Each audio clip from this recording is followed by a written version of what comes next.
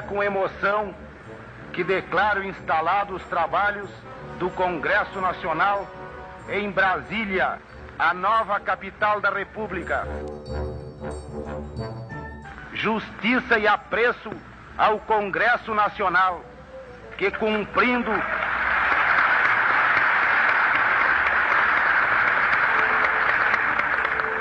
cumprindo todos os seus deveres institucionais, mesmo no calor e no entrechoque dos debates que constituem a beleza e a razão de ser de sua vida, não se poupou, em horas incontáveis de exaustiva atuação, para elaborar os instrumentos legais que lhe permitem hoje, reforçado o mérito de sua decisão pelas dificuldades transitórias a que se submetem os seus integrantes e as suas famílias, nesta fase de adaptação e transferência, dar cumprimento à própria deliberação de efetivar a mudança na data fixada pela lei.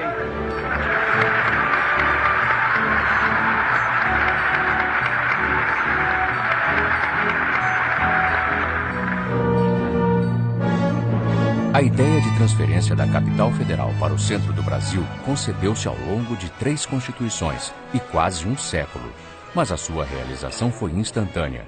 Em 3 anos e meio a cidade foi construída. O Congresso contribuiu decisivamente por meio do enquadramento jurídico para a transferência e da aprovação dos recursos necessários. O primeiro passo, a aprovação do projeto de lei que dispunha sobre a mudança da capital.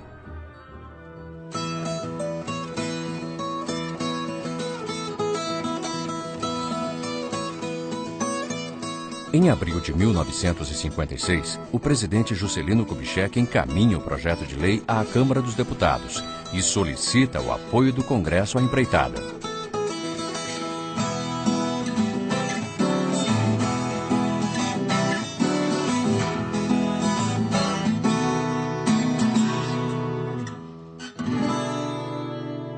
É necessário agora que o Congresso Nacional considere novamente o assunto, a fim de criar as condições indispensáveis ao prosseguimento das medidas concretas que visem a assegurar oportunamente o cumprimento do preceito constitucional relativo à transferência da capital da República.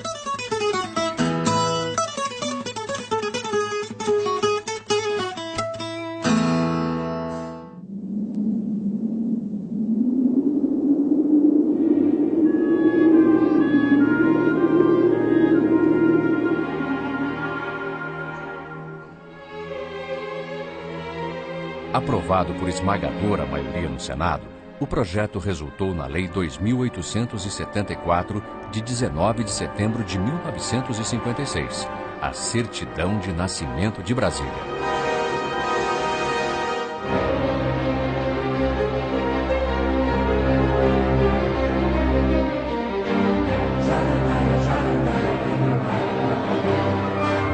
O ano de 1957 iniciou com as obras em pleno vapor no Planalto Central.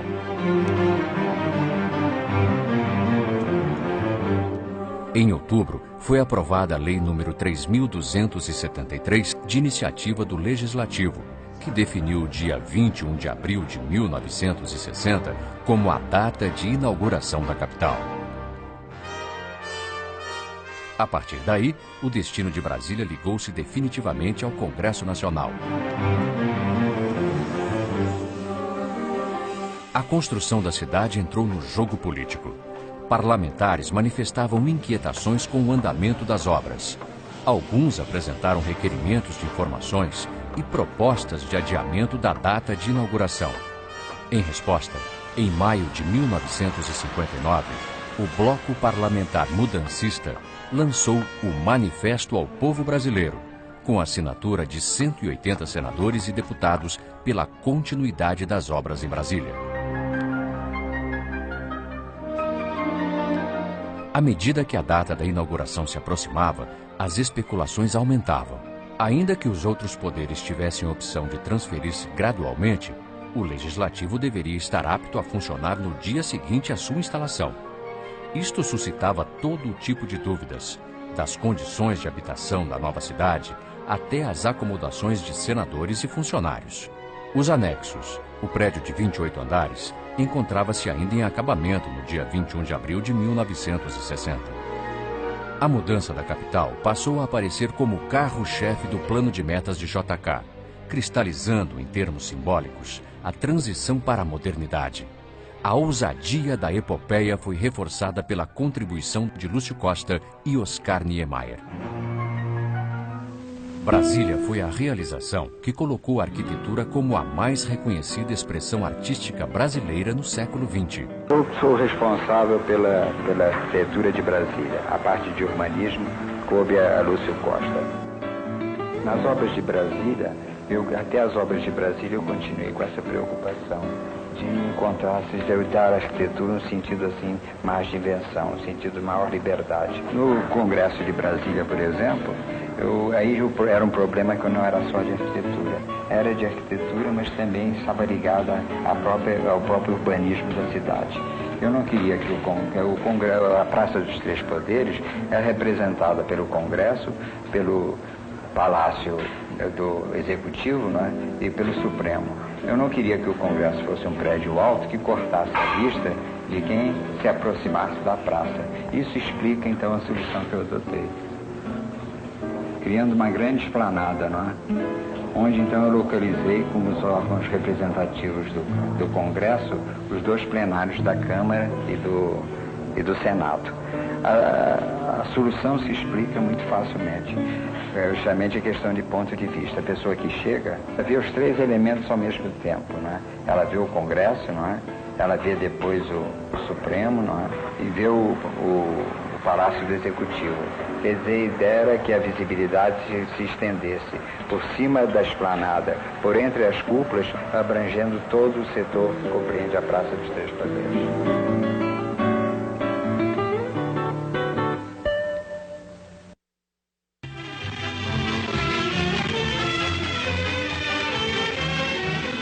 No local em que será a Praça dos Três Poderes, o ministro Eurico Salles assiste o senhor Israel Pinheiro acionar a máquina para o batimento da primeira estaca do Palácio do Congresso Nacional.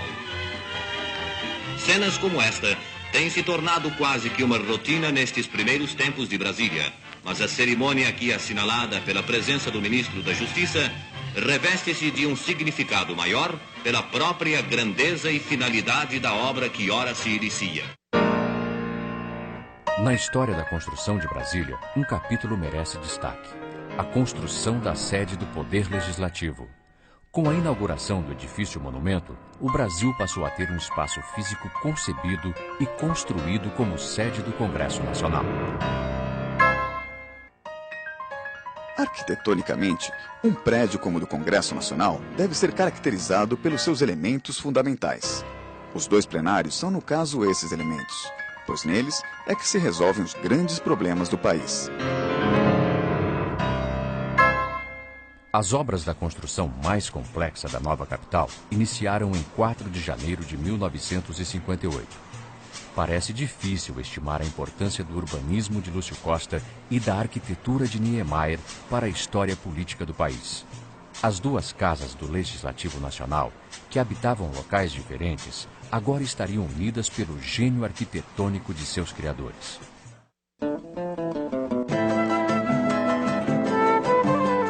Niemeyer concebeu o Palácio do Congresso sem a participação das duas casas. Concluiu os projetos em julho de 1957, mas o Senado só tomou conhecimento deles em agosto de 1958, quando os senadores formaram a Comissão de Estudos do Projeto destinado ao Senado Federal. A comissão propunha-se a tomar conhecimento dos planos e projetos do imóvel que está sendo construído em Brasília, verificar se atendem às necessidades e conveniências do Senado, apresentar sugestões, se for o caso, e acompanhar a construção. Nesse período, as obras de terraplanagem e de fundações do Congresso já estavam terminadas. Caminhava-se dos fundamentos do edifício para as cúpulas dos plenários. Pelas mãos do engenheiro calculista Joaquim Cardoso, o grande parceiro de Niemeyer, tornava-se possível o sonho da arquitetura que desafiava os parâmetros da época.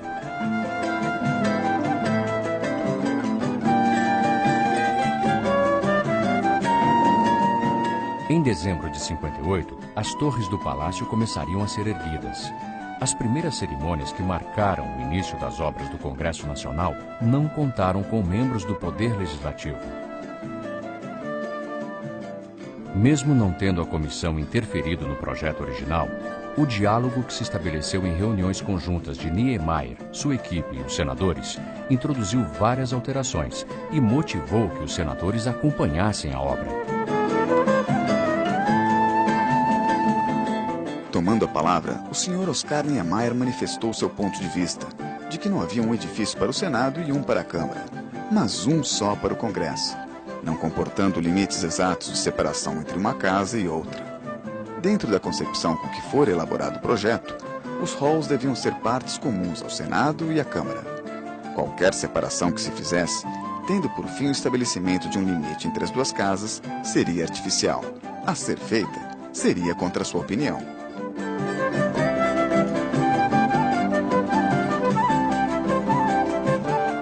Antes de se transferir para o Palácio do Congresso Nacional, o Senado ocupou duas outras sedes. De 1826 a 1925, habitou o antigo Palácio do Conde dos Arcos.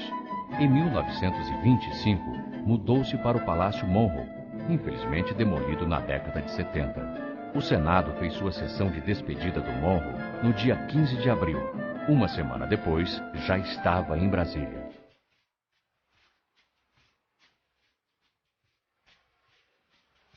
Em seus 50 anos de história, a sede do Congresso Nacional constituiu-se no local de exercício da representação popular. Enfrentou crises políticas no seu nascedouro, viveu 21 anos da ditadura e presenciou a construção da redemocratização do país, refundada na experiência da Constituinte de 88. A partir de 21 de abril de 1960, o Brasil passou a ter um espaço concebido e construído na escala mais brilhante como sede do Congresso Nacional, o palco principal de nossa história recente, tão densa e construída em breve tempo.